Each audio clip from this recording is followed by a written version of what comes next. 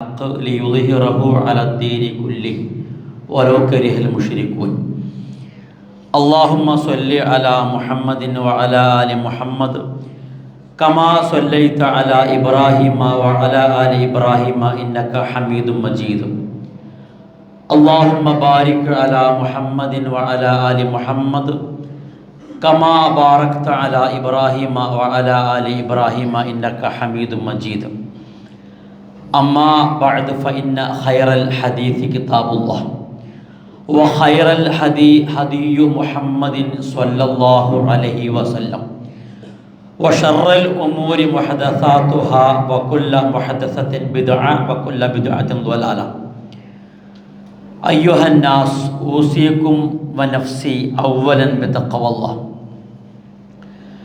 أعوذ بالله من الشيطان الرجيم يا أيها الذين آمنوا اتقوا الله حق تقاته فلا تموتن إلا وأنتم مسلمون بسم الله الرحمن الرحيم ربي هب لي من لدنك ذرية طيبة സഹോദരന്മാരെ, സഹോദരികളെ, പടച്ചവൻ്റെ നിയമനിർദ്ദേശങ്ങളും വിധിവിലക്കുകളും പരമാവധി ശ്രദ്ധിച്ചുകൊണ്ട് ജീവിതം ക്രമീകരിക്കുന്ന യഥാർത്ഥ മുഅ്മിനീങ്ങളിൽ അള്ളാഹു നമ്മെ എല്ലാവരെയും ഉൾപ്പെടുത്തി അനുഗ്രഹിക്കുമാറാവട്ടെ. ആമീൻ. സക്കരിയ നബി അലൈഹിസ്സലാത്തു വസ്സലാം ജീവിതത്തിൽ പ്രാർത്ഥിച്ച പ്രാർത്ഥനകളിൽ ഏറ്റവും ശ്രദ്ധേയവും സമകാലിക സാഹചര്യത്തിൽ ഏറെ പ്രസക്തിയുള്ളതുമായ ഒരു പ്രാർത്ഥനാ വചനമാണ് ആമുഖമായി ഞാൻ നിങ്ങളെ ഓതിക്കേൾപ്പിച്ചത്. പ്രാർത്ഥന ഇങ്ങനെയാണ്: റബ്ബി, നാഥ, ഹബ്ലി, നീ എനിക്ക് പ്രദാനം ചെയ്യണമേ, മിൻ ലദുൻക, നിന്റെ ഭാഗത്ത് നിന്ന്, ആരെ? ദുർരിയത്തൻ, മക്കളെ, സന്താനങ്ങളെ. ഇനിയുള്ളതാണ് അടിവരയിടേണ്ടത്. നല്ല ബുദ്ധിയുള്ള മക്കളെ അല്ല, പണക്കാരായ മക്കൾ ഒന്നുമല്ല.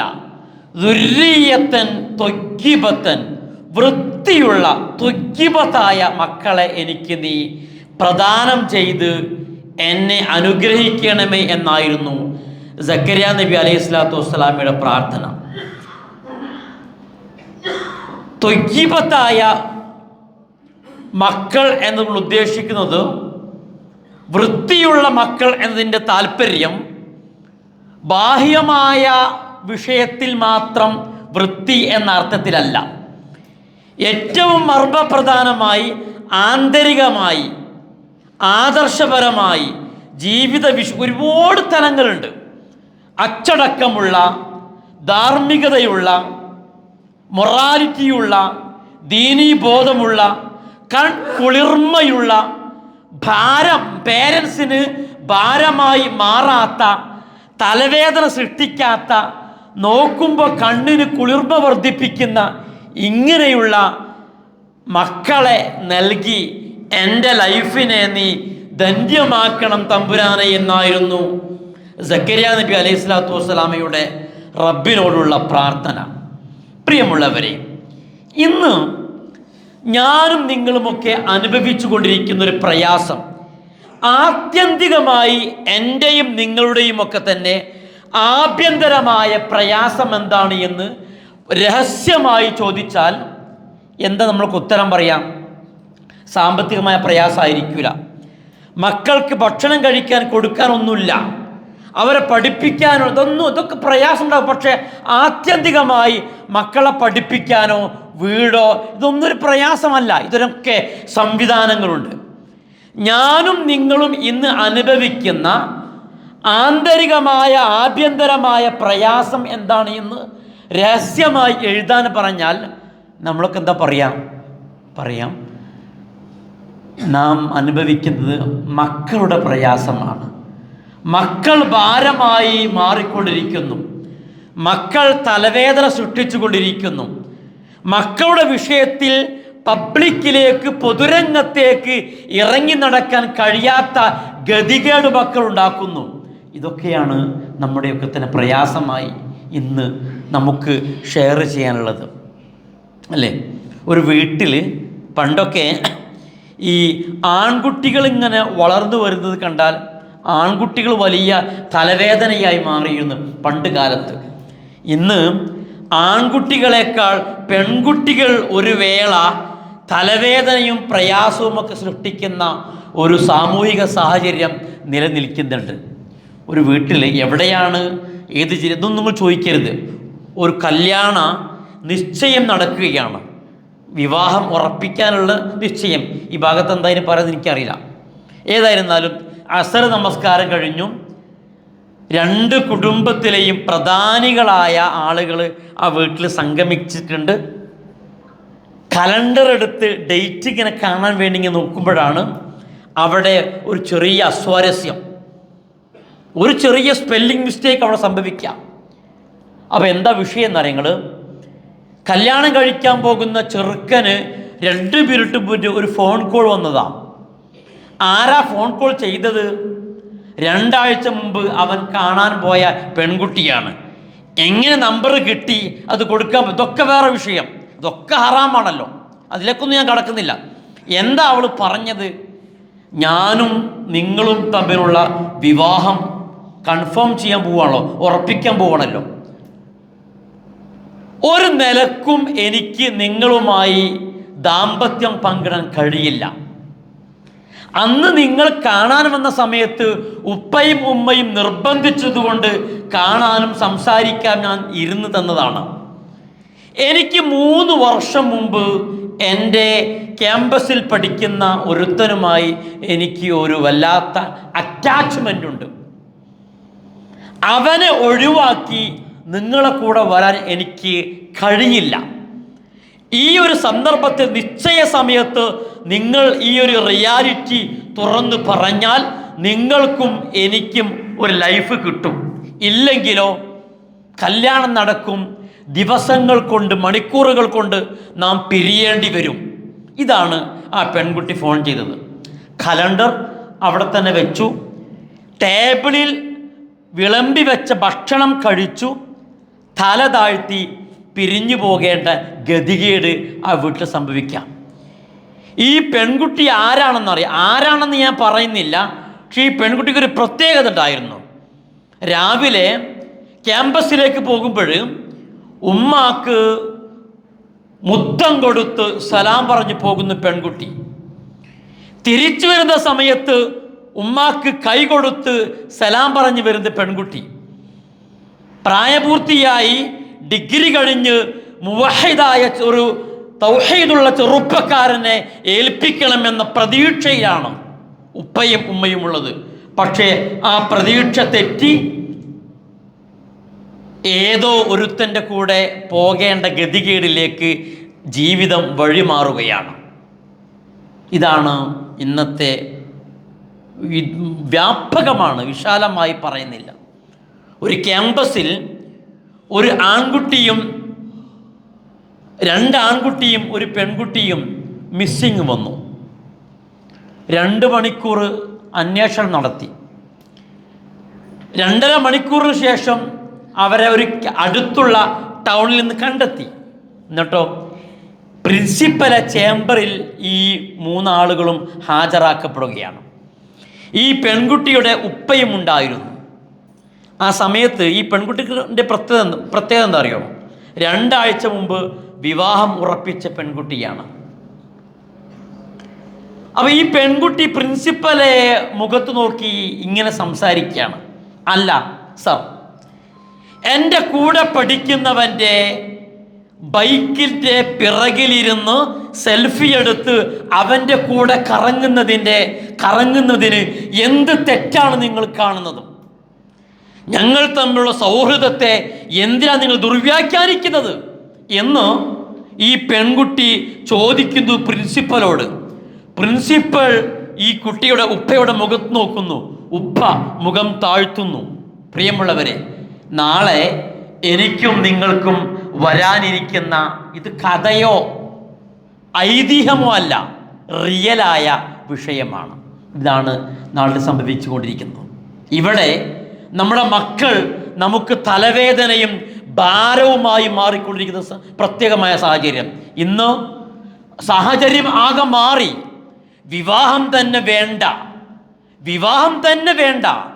ദാമ്പത്യം, ഗർഭം ചുമക്കൽ, പ്രസവിക്കൽ, ഇതൊക്കെ ഒരു ശല്യമാണ്, പ്രയാസമാണ്. ദാമ്പത്യത്തിൽ ഇങ്ങനെ കുടുംബമായി കഴിയുക എന്നത് അതൊക്കെ വല്ലാത്ത പ്രയാസമാണ്. അത് ചില വേലിക്കെട്ടുകളും അതിർവരമ്പുകളൊക്കെ ഞങ്ങൾക്ക് വലിയ പ്രയാസമാണ്. ഞങ്ങൾക്ക് പാറിപ്പറക്കണം.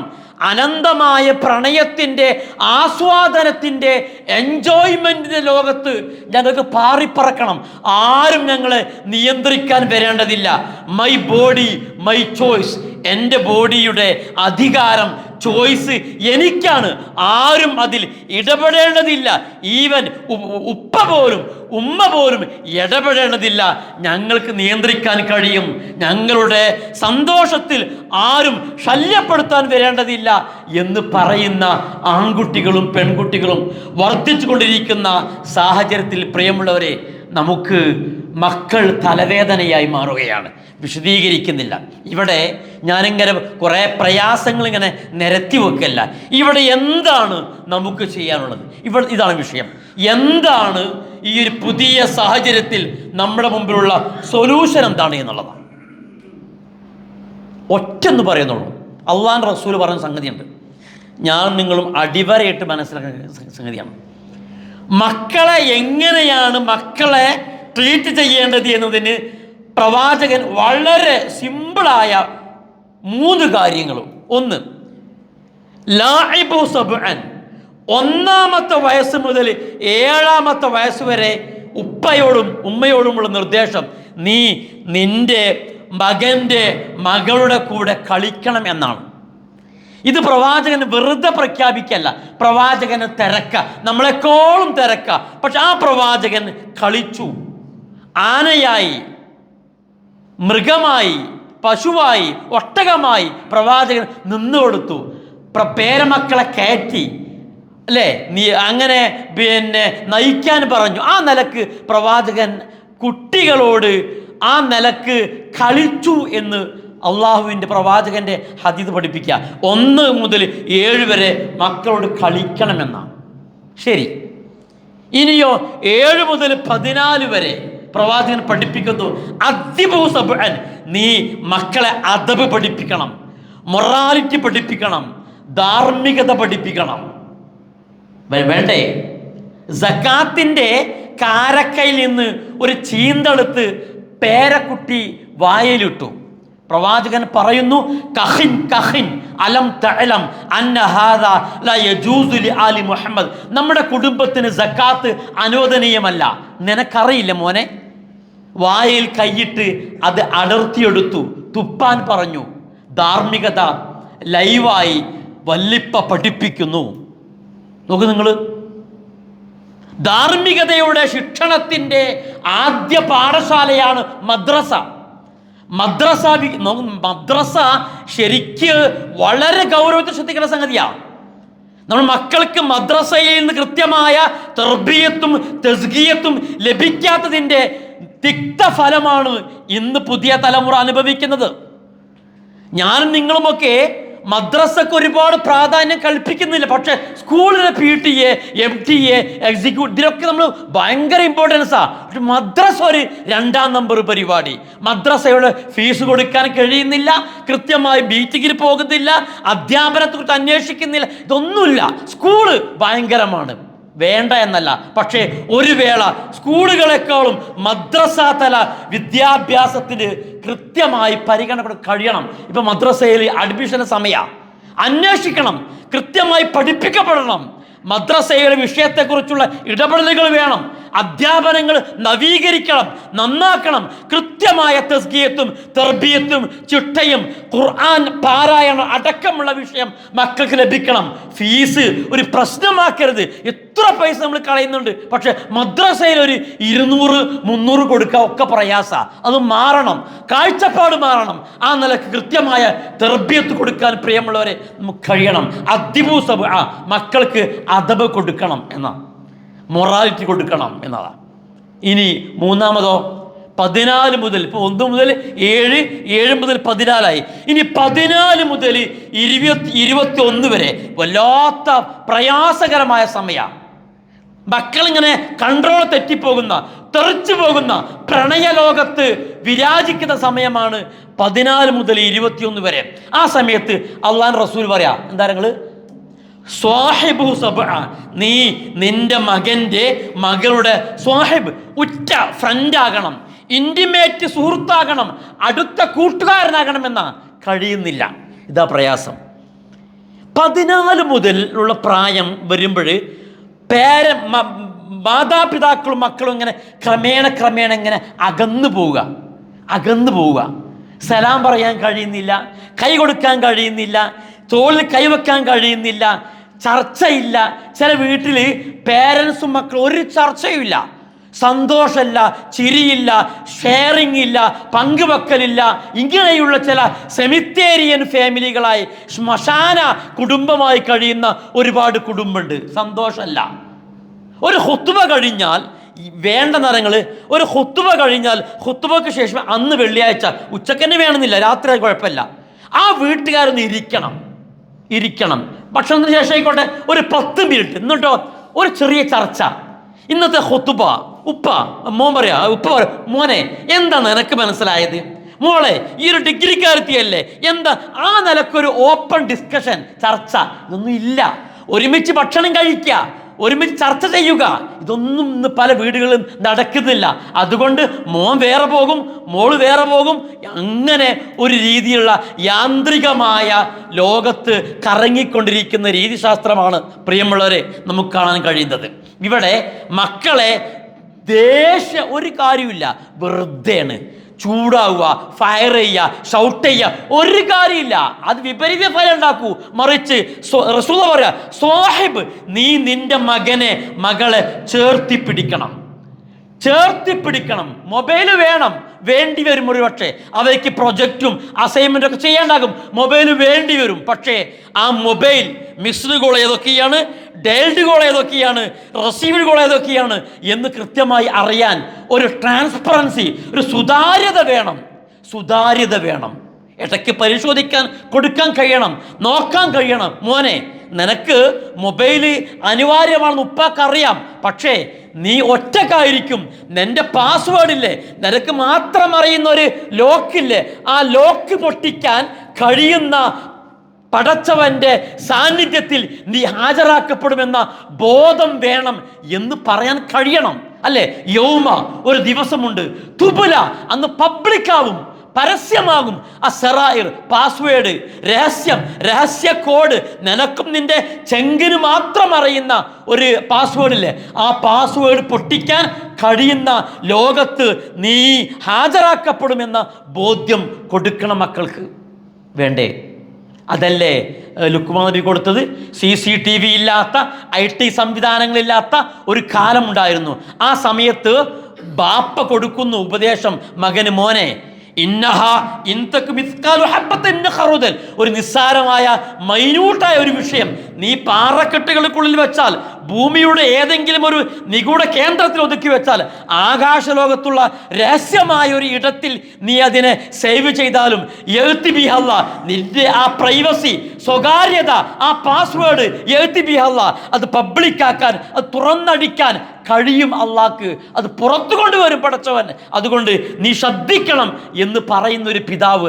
ആ നിലക്ക് പ്രിയമുള്ളവരെ, നമ്മുടെ മക്കളുടെ വിഷയത്തിൽ ഇടപെട്ട് സൗഹാർദ്ദത്തിൽ അവർ തോളിൽ കൈവച്ച് ചേർത്ത് പിടിച്ച് എൻ്റെ മകനാണ്, എൻ്റെ മകളാണ്, എൻ്റെ ഉറ്റ കൂട്ടുകാരൻ എന്ന് പറയാൻ കഴിയണം. നമ്മൾ മക്കളോട് ചോദിക്കുക, എൻ്റെ അടുത്ത ഫ്രണ്ട് ആരാണ്? അപ്പം മകൻ പറയണം, എൻ്റെ ഫ്രണ്ട് എൻ്റെ പ്രിൻസിപ്പൽ അല്ല, ക്ലാസ് മാഷ് അല്ല, എൻ്റെ കൂടെ പഠിക്കുന്നവനല്ല, എൻ്റെ ഉപ്പയാണ്, ഉമ്മയാണ് അടുത്ത സുഹൃത്ത്. ഉപ്പയോട് ഉമ്മയോട് എന്തും തുറന്നു പറയും, അവർ കേൾക്കും, കേൾക്കാൻ അവർക്ക് മനസ്സ് കാണിക്കും, അവർ പരിഹരിക്കും എന്ന് പറയാൻ പറ്റാവുന്ന തലത്തിലേക്ക് മക്കൾ മാറാൻ ുള്ള ക്രമീകരണങ്ങൾ നിർവഹിക്കാൻ പ്രിയമുള്ളവരെ എനിക്കും നിങ്ങൾക്കും സാധിക്കണം എന്നുള്ളതാണ്. അവസാനിപ്പിക്കാം. ഇതൊരു പ്രധാന സംഗതിയാണ്, ചില്ലറല്ല. നാം ആലോചിക്കാം, നമ്മുടെ മക്കളോട് നമ്മുടെ കാഴ്ചപ്പാട് എന്താണ്? മുലാഅബത്ത്, കളിയുണ്ടോ? തഹ്ദീബ്, അദബുണ്ടാക്കുന്നുണ്ടോ? മുസാഹബത്ത്, സഹവസിക്കുന്നുണ്ടോ? ആ വിഷയത്തിൽ കാര്യമായി നമ്മൾ ഇടപെടുകയും എന്തെങ്കിലും അടുത്ത ക്രമീകരണങ്ങൾ നിർവഹിക്കുകയും ചെയ്യുക. ഇല്ലെങ്കിൽ എന്താ സംഭവിക്കാറുകൾ? എന്താ സംഭവിക്കുക? നമുക്ക് നമ്മളെ മക്കളുണ്ടാകൂല. നമ്മളെ മയ്യത്ത് കുളിപ്പിക്കാൻ മക്കളെ കിട്ടൂല. ഞാനൊരു സംഗതി ഇങ്ങോട്ട് പറഞ്ഞോട്ടെ, പലപ്പോഴും ഞാൻ ഖുത്ബയിൽ സൂചിപ്പിക്കുന്നുണ്ട്. ഒരു പിതാവുണ്ടായിരുന്നു. ആ പിതാവിന് മകനെക്കുറിച്ച് 100 നാവാം. ഓ, എൻ്റെ മകൻ, അവൻ്റെ ശമ്പളം, അവൻ്റെ കമ്പനി, അവൻ്റെ അങ്ങനെ പറയും, അവൻ്റെ ഫീൽഡ്, IT, അങ്ങനെ 100 നാവാ ബാപ്പാക്ക് മകനെക്കുറിച്ച്. നല്ല ശമ്പളമൊക്കെ ഉണ്ട്. അവസാനം പിതാവ് മരണപ്പെട്ടു. 2-3 മണിക്കൂർ കഴിഞ്ഞു, മകൻ എത്തി. അവസാനമായി ഉപ്പാക്ക് കൊടുക്കാനുള്ള സമ്മാനം എന്താ? മയ്യത്തിൻ്റെ ഇമാമ് നിൽക്കുന്നതാണല്ലോ. മകൻ നേരെ മിഹ്റാബിലേക്ക് നിന്നു. എന്നിട്ടോ അല്ലാഹു അക്ബർ കെട്ടി. പിന്നെ യാതൊരു മിണ്ടാട്ടുമില്ല, ഒന്നും മിണ്ടുന്നില്ല. സലാം അടക്കുകയും ചെയ്തു. ആളുകൾ ഇങ്ങനെ പരസ്പരം കണ്ണുക്ക് നോക്കി. ഇങ്ങനൊരു മയ്യത്ത് നിസ്കാരം വരെ നടന്നിട്ടില്ലല്ലോ. മുഅദ്ദിൻ നേരെ മുമ്പോട്ട് കയറിയിട്ട് മൈക്കിലിങ്ങനെ കൊട്ടിയിട്ട്, പ്രിയമുള്ളവരെ സൊഫുകൾ ക്രമീകരിക്കണം, ഒന്നും കൂടെ നിസ്കരിക്കണം എന്ന് പറഞ്ഞു. അവസാനം 2ാമത് നിസ്കരിച്ചു. മകനെ എല്ലാം അറിയാം, ശമ്പളമുണ്ട്, IT ഉണ്ട്, സംവിധാനങ്ങളുണ്ട്, ലോകത്തെക്കുറിച്ച് അറിയാം. പക്ഷേ അറിയേണ്ട അനിവാര്യമായ വിഷയത്തെക്കുറിച്ച് അറിയാതെ പോയതുകൊണ്ട് അവസാനം സ്വന്തം പിതാവിനെ പരലോകത്തേക്ക് യാത്ര അയക്കുന്ന വിഷയത്തിൽ മകൻ പരാജയപ്പെട്ടു. പ്രിയമുള്ളവരെ, അങ്ങനെ നമ്മൾ ആ വിഷയത്തിൽ പരാജയപ്പെടാതിരിക്കാൻ നമുക്ക് മക്കൾ ജനാസക്ക് ഇമാമത്ത് നിൽക്കാൻ, ഖബറിലേക്ക് ഇറക്കി വെക്കാൻ, തസ്ബീഹ് ചെല്ലാൻ നമുക്ക് മക്കളെ ലഭ്യമാകണം എന്നുണ്ടെങ്കിൽ അടിയന്തരമായി നമ്മൾ പണിയെടുക്കണം. വെക്കേഷനാണ്, 1 മാസം കഴിയാൻ പോവുക, ഇനി 1 മാസമേ ബാക്കിയുള്ളൂ. നാട്ടിലുള്ള മോറൽ ക്ലാസ്സുകളൊക്കെ നടക്കുന്നുണ്ട്. ഇല്ലെങ്കിൽ നമ്മൾ തുടങ്ങണം. പള്ളിയുടെ കീഴിലോ മദ്രസയുടെ കീഴിലോ ഒക്കെ ആവാം, തുടങ്ങണം. എന്നിട്ട് മക്കളെ ഒരാഴ്ചയോ 5 ദിവസമോ റെസിഡൻഷ്യലായിട്ടോ അല്ലാതെ ഏതെങ്കിലും തലങ്ങളിലൊക്കെ അതുണ്ട് എങ്കിൽ അവരെ നമ്മൾ ചേർക്കണം. നല്ല കമ്പനിയാണ് മക്കളുടേത് എന്ന് ഉറപ്പ് വരുത്തണം. ആ നിലക്ക് മക്കളെ ചേർത്ത് പിടിച്ച് നമുക്ക് പരലോകത്ത് സ്വർഗത്തിൽ കുടുംബസമേതം പ്രവേശിക്കാൻ നമുക്ക് ഭാഗ്യമുണ്ടാവണം, അല്ലേ? ഷോപ്പിങ്ങിന് പോകുന്നത് കുടുംബസമേതം, കല്യാണത്തിന് കുടുംബസമേതം, സൽക്കാരത്തിന് കുടുംബസമേതം. എങ്കിൽ കുടുംബസമേതം കൺകുളിർമയോടുകൂടി ഭാര്യയുടെയും മക്കളുടെയും കൈകൾ പിടിച്ച് സ്വർഗത്തിലേക്ക് പ്രവേശിക്കാൻ ഭാഗ്യമുണ്ടാകാൻ വേണ്ടിയുള്ള അടിയന്തരമായ പ്രവർത്തനങ്ങൾ നിർവഹിക്കണം എന്നതാണ് ഖുത്ബയുടെ സംക്ഷിപ്തം. പടച്ച റഹ്മാനായ തമ്പുരാൻ മക്കൾക്ക് കൃത്യമായ തർബിയത്ത് കൊടുത്ത് കുടുംബസമേതം സ്വർഗത്തിലേക്ക് പ്രവേശിക്കാൻ ഭാഗ്യം ലഭിക്കുന്ന യഥാർത്ഥ മുഅ്മിനീങ്ങളിൽ അല്ലാഹു സുബ്ഹാനഹു വ തആല നമ്മെ എല്ലാവരെയും ഉൾപ്പെടുത്തി അനുഗ്രഹിക്കുമാറാവട്ടെ.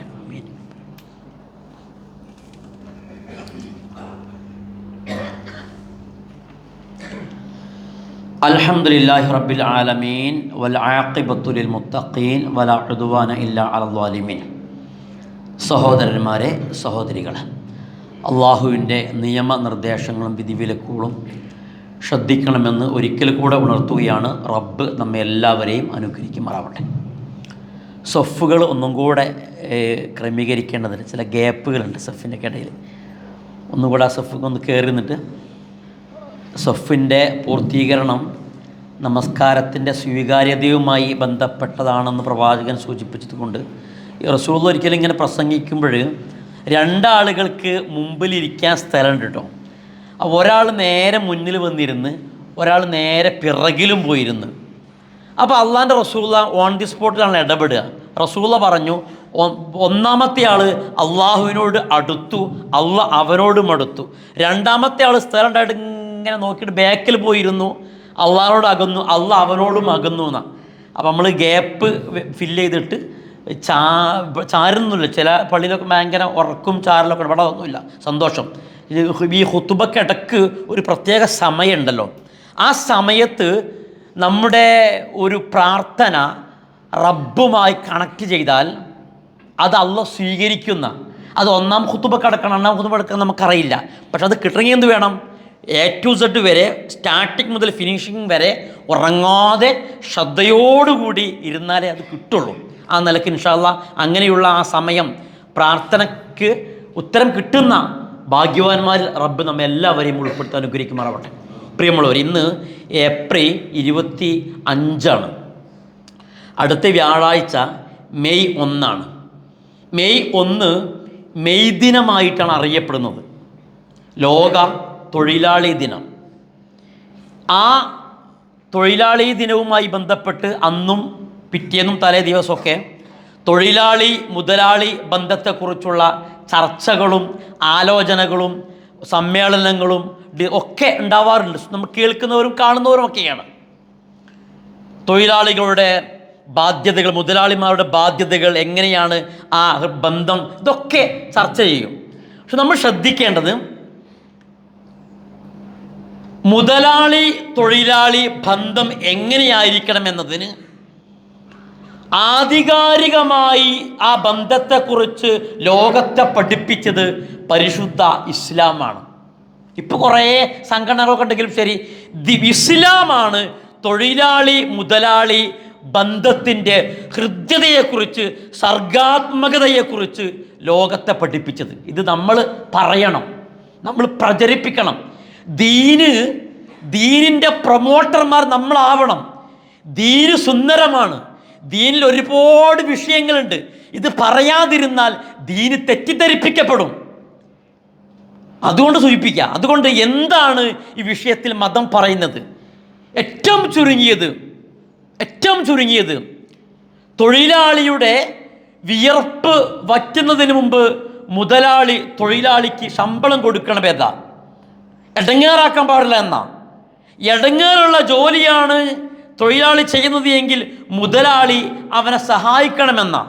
അത്രമാത്രം മുതലാളി തൊഴിലാളി ബന്ധം സർഗാത്മകമായി, ഹൃദ്യമായി, ആരോഗ്യപരമായി മുന്നോട്ട് കൊണ്ടുപോകണം എന്ന് പഠിപ്പിച്ച മതമാണ് പരിശുദ്ധ ഇസ്ലാം. എടങ്ങേറാക്കാൻ പാടില്ലെന്നാണ് തൊഴിലാളികളെ. ആ നിലക്കുള്ള ഒരു സമീപനമാണ് ഇസ്ലാം പഠിപ്പിക്കുന്നത്. പടച്ചവൻ്റെ പ്രവാചകൻ്റെ വീട്ടിൽ ഖാദിമായി ജോലി ചെയ്തിരുന്നു സെയ്ദ് ബിൻ ഹാരിസ് റളിയല്ലാഹു അൻഹു. അദ്ദേഹത്തെ ചന്തയിൽ നിന്ന് വാങ്ങിയിട്ട് പ്രവാചകൻ മോചിപ്പിക്കുന്നു. അങ്ങനെ പ്രവാചകൻ്റെ വീട്ടിൽ അദ്ദേഹം ജോലി ചെയ്യണം. അവസാനം സെയ്ദ് പ്രവാചകൻ്റെ വീട്ടിലുണ്ട് എന്നറിഞ്ഞ് സെയ്ദിൻ്റെ റളിയല്ലാഹു അൻഹു ഉപ്പയും അമ്മാവനും വന്നു വീട്ടിലേക്ക് കൊണ്ടുപോകാൻ വേണ്ടി. ആ സമയത്ത് സെയ്ദിൻ്റെ മുഖത്ത് നോക്കി പ്രവാചകൻ പറഞ്ഞു, സെയ്ദേ, നിനക്ക് സ്വതന്ത്രനായി ഉപ്പയുടെയും അമ്മാവൻ്റെയും കൂടെ പോകാൻ താല്പര്യം പോകാം, അതല്ല നിന്നിഷ്ടം പോലെ ചെയ്യാം. ആ സമയത്ത് സെയ്ദിൻ്റെ മറുപടി, ഉപ്പ നിങ്ങൾക്ക് പോകാം, ഞാൻ പടച്ചവൻ്റെ പ്രവാചകൻ്റെ വീട്ടിൽ ഖിദ്മത്ത് ചെയ്ത് മുന്നോട്ട് പോകാൻ താല്പര്യപ്പെടുന്നത്. എനിക്ക് നിങ്ങളെ കൂടെ പോരുന്നതിനേക്കാൾ താല്പര്യം പ്രവാചകൻ്റെ വീട്ടിൽ സേവനം ചെയ്ത് ശിഷ്ടകാലം കഴിച്ചു കൂട്ടലാണ് എന്ന്. ഇത് സെയ്ദിൻ്റെയും പ്രവാചകൻ്റെയും ഇടയിലുള്ള ഹൃദ്യമായ ബന്ധത്തെയാണ് പ്രിയമുള്ളവരെ സൂചിപ്പിക്കുന്നത്. ആ നിലക്ക് ഇസ്ലാമിൻ്റെ ഓരോ വിഷയങ്ങളും നമ്മൾ പറഞ്ഞ് ആളുകളെ ബോധ്യപ്പെടുത്തണം. തീവ്രവാദ വിഷയവുമായി ബന്ധപ്പെട്ട ഒരുപാട് ചർച്ചകൾ നടക്കുന്നുണ്ട്, അല്ലേ? ഇസ്ലാം തീവ്രവാദത്തിന് എതിരാണ്. ഇസ്ലാം മതത്തിൽ വരെ തീവ്രത പാടില്ല. ലാ തഗ്ലൂ ഫീ ദീനിക്കും, മതത്തിൽ വരെ തീവ്രത പാടില്ല. ഭീകരതയും തീവ്രതയുമൊക്കെ അത് ഇസ്ലാമിന് എതിരാണ്. ഹലക്കൽ മുത്തനത്തിഊന, തീവ്രവാദികൾ നശിക്കട്ടെ, ഭീകരവാദികൾ നശിക്കട്ടെ എന്നതാണ് പ്രവാചകൻ പഠിപ്പിക്കുന്നത്. മൻ ഖതല നഫ്സൻ ബിഗൈരി നഫ്സിൻ കഅന്നമാ ഖതല അന്നാസ് ജമീഅൻ, ഒരു വ്യക്തി മറ്റൊരു വ്യക്തിയെ അന്യായമായി കൊന്നാൽ മുഴുവൻ ജനങ്ങളെയും കൊല്ലുന്നതിന് സമാനമാണ് എന്ന, ഇതിനൊക്കെ ഇസ്ലാം എതിരാണ്. അതുകൊണ്ട് ഇസ്ലാം മിതവാദമാണ്, ഇസ്ലാം സൗഹൃദമാണ്, ഇസ്ലാം സന്തോഷമാണ്, ഇസ്ലാം സമത്വമാണ്, ഇസ്ലാം സുന്ദരമാണ്.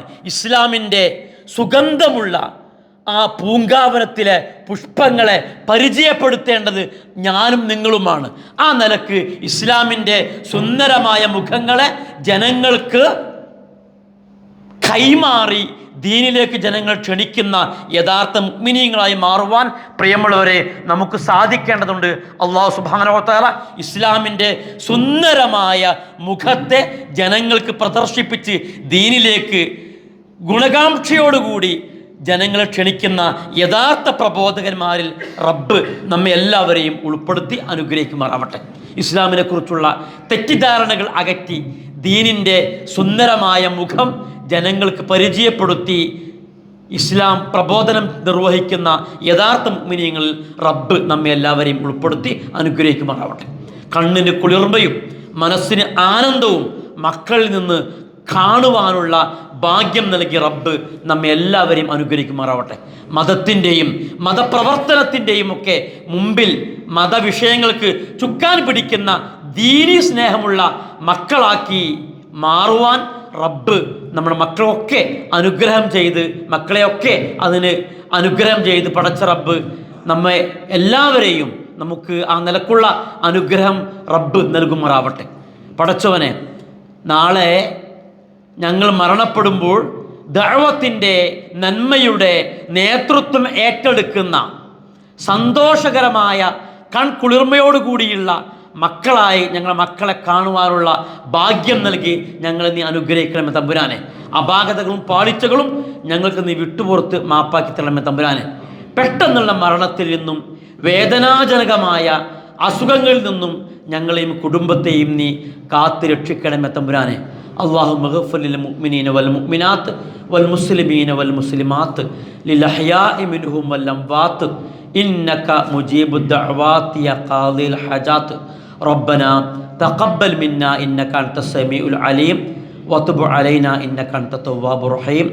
റബ്ബനാ ആതിനാ ഫിദ് ദുനിയ ഹസന വഫിൽ ആഖിറതി ഹസനതൻ വഖിനാ അദാബന്നാർ. ആമീൻ ബിറഹ്മതിക യാ അർഹമർ